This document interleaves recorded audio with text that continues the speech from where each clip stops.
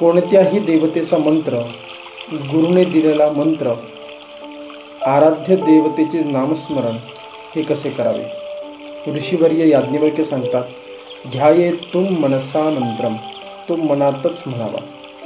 जिव्होष्टौ न विचालयेत, जीभ आणि ओठ हलवू नये.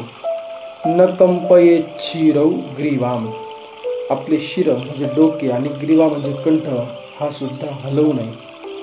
दंतांनैव प्रकाशयेत, मंत्र जप करत असताना दात दिसू नये. अर्थात असा मंत्रजप आपण जेव्हा करतो, मनसा चिंतितम कार्यम, असे केलेले कार्य जप सिद्धीस जाते आणि भगवंताची कृपादृष्टी आपल्याला प्राप्त होते. अर्थात ध्यानस्थ बसून ओठ न हलवता मनामध्ये मंत्रजप करावा, जो सिद्धीस जातो.